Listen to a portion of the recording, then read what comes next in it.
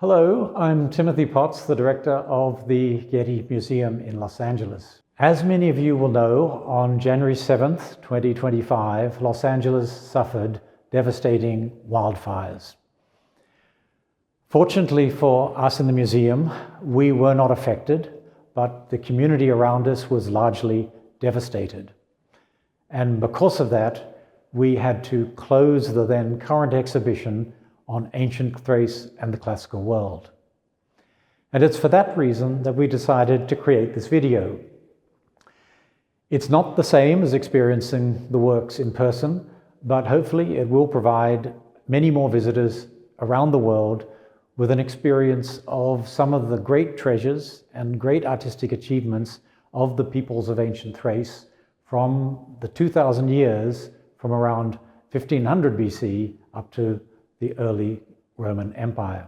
The ancient land of Thrace lay north of the Aegean Sea in an area that now comprises Bulgaria and parts of Romania, Greece, and Turkey. This exhibition explores the cultural relations between the Thracians and their neighbors, particularly the Greeks, but also in other periods the Persians and the Romans, over a course of some 2,000 years, from around 1700 BC, the Late Bronze Age, through to 300 or so AD in Roman times. The Thracians left very few written records, and we know very little about their language, other than the fact that it was Indo-European. Much of what we learn about the Thracians, in fact, comes from the ancient Greeks, though their view of the Thracians was not always accurate, and indeed somewhat biased. What we do have is extensive evidence from archaeological discoveries made in the region of Thrace since the early 20th century, and these provide first-hand evidence of Thracian history and society. Also important was their unique position geographically between, as it was, the East and the West, between Europe and Asia. So I hope you'll join me on this tour with my colleague, the Curator of Antiquities, Jens Steiner.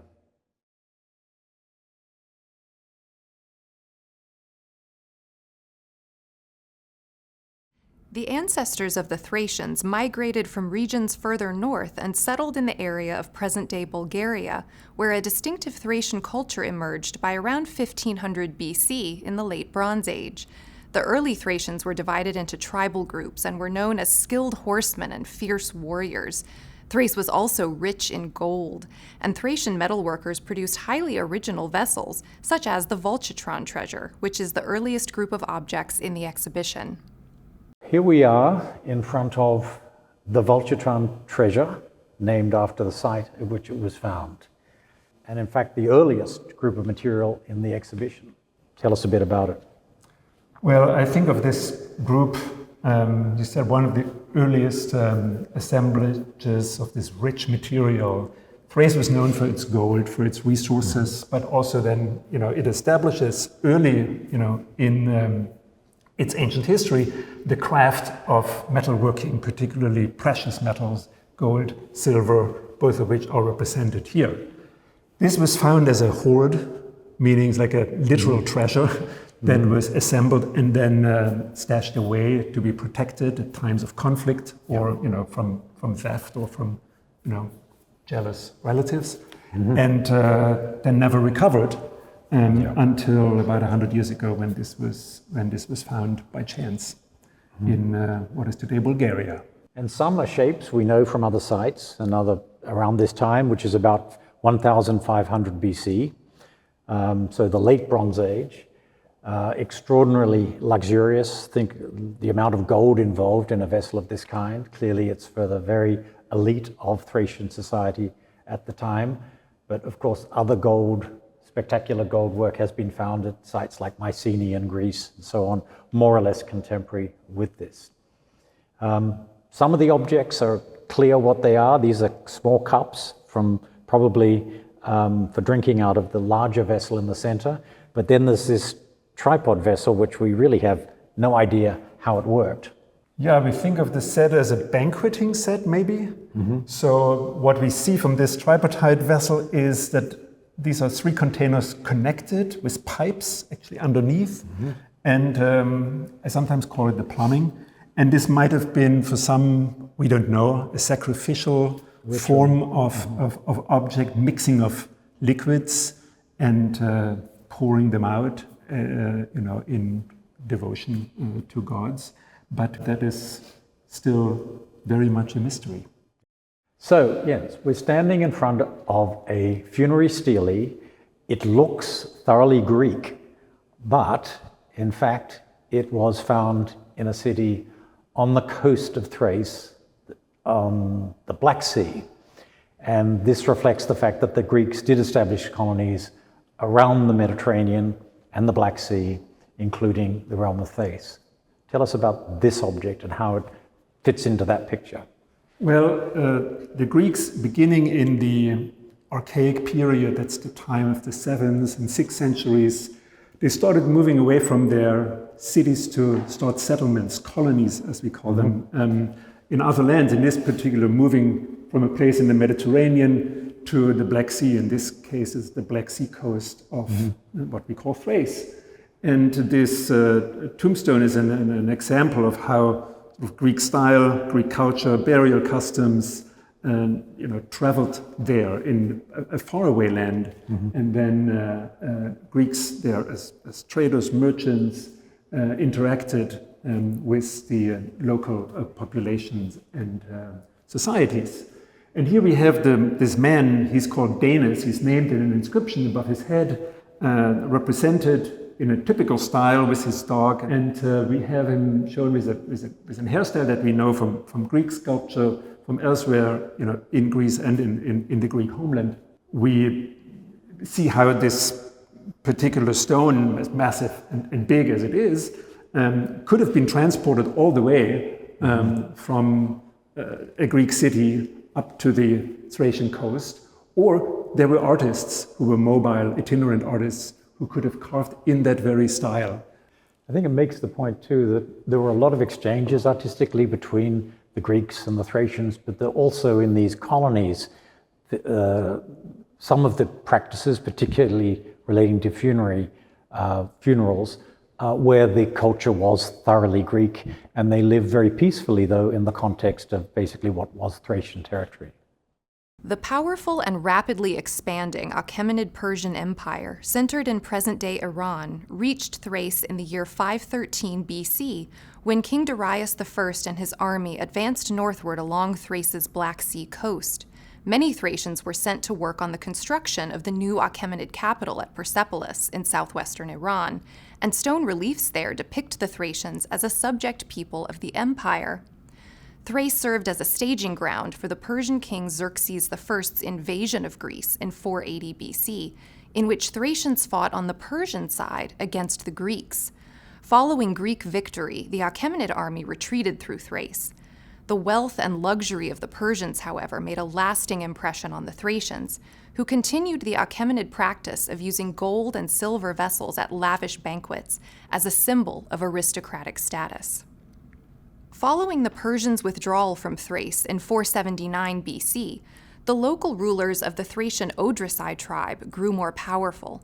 They united many of the Thracian peoples under the Odrysian kingdom, which flourished from the 5th to the early 3rd centuries BC and had close ties to Greece, particularly Athens. The discovery of the tomb of the Odrysian king Seuthes III in 2004 is one of the great archaeological finds of our time. Other aristocratic tombs of the period were also opulently furnished, with armor, gold and silver drinking vessels, Athenian painted pottery and luxury imports from Greece, and precious metal horse trappings. Now, let's look at this captivating image, the face of a king we're looking at, King Seuthes of Thrace. He was king in the 4th century BCE, the time of what we call the Odrysian kingdom, the Odrysians being his dynasty, when Thrace was more united. Different Thracian tribes were more united than at other times in Thracian history. His portrait head was found inside the royal tomb for King Seuthes, excavated only 20 years ago. And it included rich objects in gold, a ceremonial set of armor that has his name written on it. And so we are certain about his identity, and it included this portrait in bronze made at a time towards sort of the end of the 4th century BCE. And I think the fascinating thing about this is he's a Thracian king, but portrayed in a thoroughly Greek 4th century style of very advanced naturalistic, if you like, portraiture. In fact, this is about as exacting a portrait as we have from this period. And we're talking about the generation after Alexander the Great in the late 4th century BC. He probably got the best artist of his time for his royal portrait. And one of the extraordinary parts is, in fact, the inlays of the eyes. These are made from different materials, different colored stones and glass to really give so much life to these portraits. We are used to looking at bronze heads with hollow eyes because those inlaid eyes were lost. And here they're beautifully preserved and they really stare down at you. And it's warts and all, literally. On his cheek you have a wart. Oh, yeah, so indeed. he's showing himself in raw naturalistic reality. And it's one of the most extraordinary ancient sculptures in bronze to survive from any culture. This object could hardly be less like the previous one we were just talking about. And yet it's around the same date, 4th century BC, but it's in a totally different local Thracian tradition. So everything about it is different. The stylization of the figure, of the face, the mythological animals that are parts of the decoration around the face, and the stylizations of the hair, the ivy, and so on. So it's remarkable, but this is the tradition that continues in parallel to be very much alive during the period when Thrace had become very integrated into the Greek and later the Roman world. Perhaps you could talk a bit about where it was found and what it represents. Yeah, this is a greave, and the greave, this is a word we use for a piece of armor, a piece from a set of armor that protects the legs, a shin guard, if you like, that also protects the knees of a warrior. And it would have been part of a set of two, but it was found in a tomb actually in the middle of the city of Vratsa in Bulgaria as a single piece. There's just for the one for the left leg. Based on this, we assume it was the tomb of a warrior, given how richly it is decorated, the precious material it has, not an actual piece of armor that you would wear in battle, maybe in a parade, but more likely ceremonial. And I think one of the ways to understand this work is the Thracians themselves came originally from the steppelands to the north of modern Bulgaria, the great Eurasian steppelands, and there were these styles of animal style and simplifying, if you like, or stylizing the natural world. The other tradition was looking south to Greece, and that's where you get works like the portrait of Seuthes. But Thrace is the space in the middle here where both of these traditions come in contact with each other and have this very rich and fruitful cross-pollination, if you like, of artistic styles.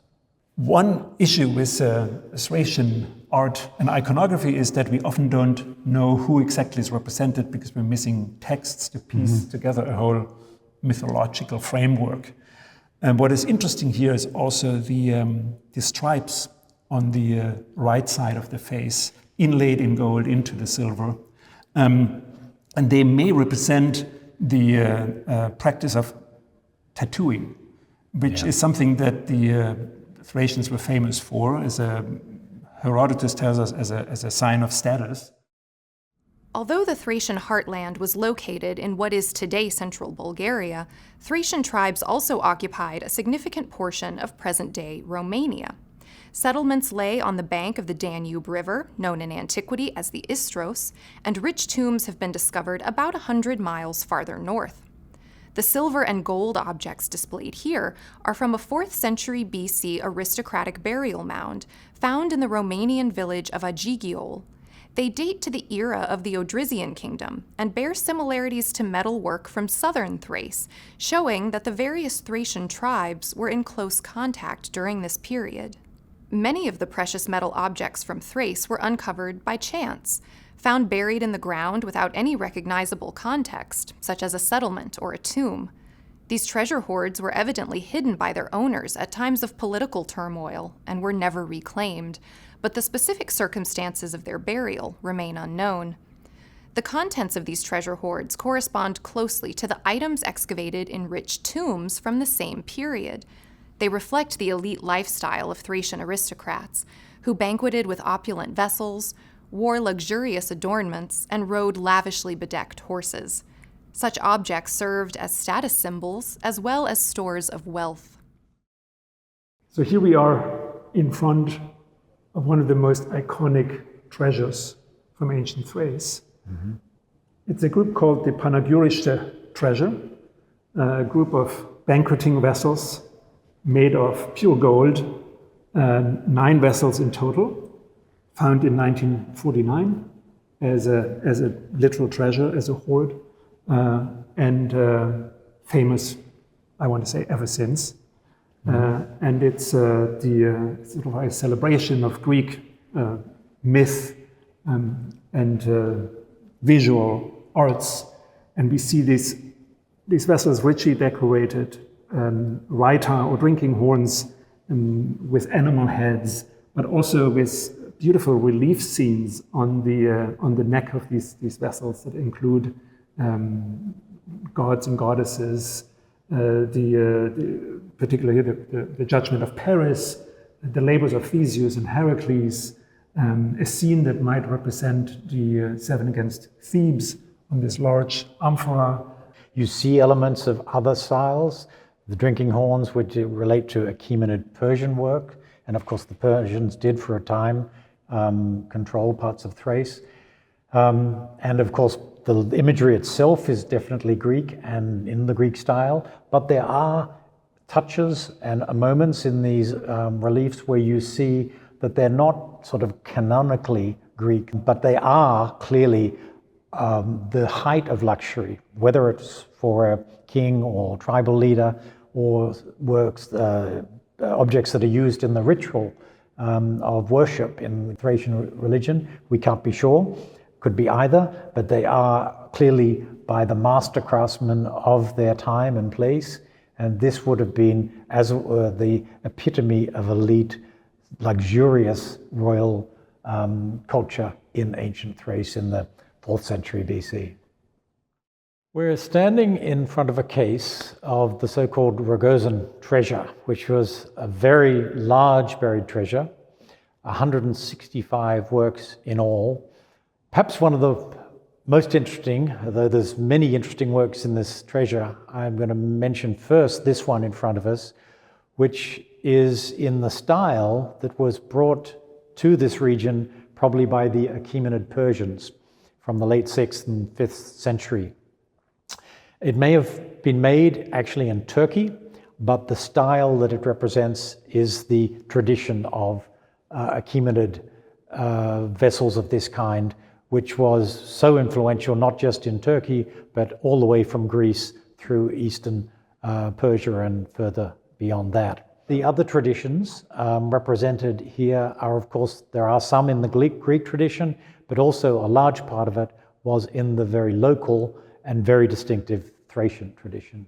I'm going to jump to those 2 small jugs there on top, and those are, we think, in that style that you described as more typically Thracian, and that we found represented in other vessels and in other in jewelry, etc., found in the area during that period.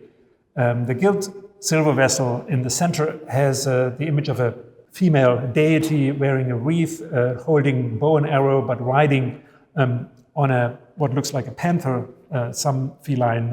And then there's 2 versions of that, framing an animal combat scene, a really deep and wonderfully 3-dimensional relief.